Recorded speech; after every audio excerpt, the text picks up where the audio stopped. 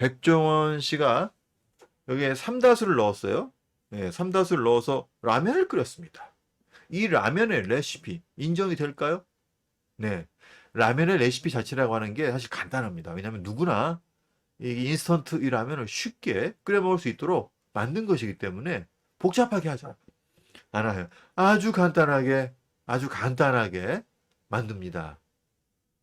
물을 준비해서 라면을 개봉해서 물을 3분간 끓이고 끓는 물에 면과 수프, 건더기를 넣고 3, 4분간 더 끓여준 다음에 개인 취향에 따라 파, 뭐 고기, 뭐 대파, 양파, 사과, 오이, 수박, 뭐 아이스크림, 뭐 마요네즈, 버터, 소세지, 햄, 뭐 참치, 명태, 동태, 북어, 뭐 방어, 광어 이런 걸 취향에 따라 넣을 수 있는 겁니다.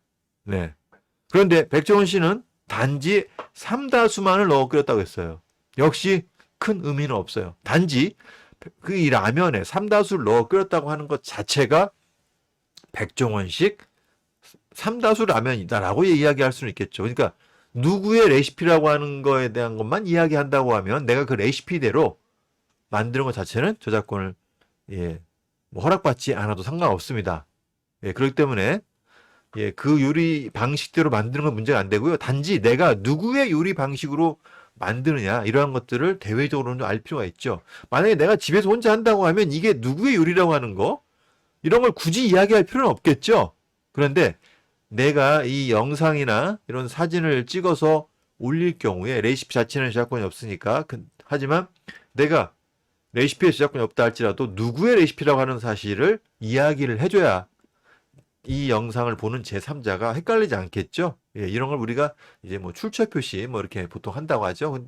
우리 저작권법은 아이디어나 어떤 소재 이런 것들 정보를 저작권을 보호하지 않고요. 그 아이디어나 소재, 정보, 역사적 사실 등 예, 이런 거 있죠. 이런 것들에 대한 것을 어떻게 표현했는지에 대한 것만 보호를 합니다. 그 표현하는 방식이 영상이냐, 사진이냐, 글이냐, 말이냐, 그 다음에 뭐 도형이냐, 미술이냐 이런 거에 따라서 영상 저작물, 뭐 어문 저작물, 음악 저작물, 사진 저작물, 도형 저작물 뭐 이런 식으로 이렇게 분류만 해놓는 거예요.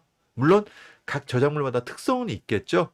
그래서 같은 레시피를 영상으로 찍었을 때의 저작권에 대한 인정 기준, 같은 레시피로 요리를 한 과정을 사진으로 찍었을 때의 인정 기준, 그 다음에 같은 레시피를 음악으로 만들었을 때, 요리하는 과정을 음악으로 만들었을 때 그 인정하는 기준, 각각의 저작물마다의 저작권 인정하는 기준이 약간의 차이가 있긴 하지만 어쨌든 레시피 자체는 저작권을 인정하지 않는다는 거.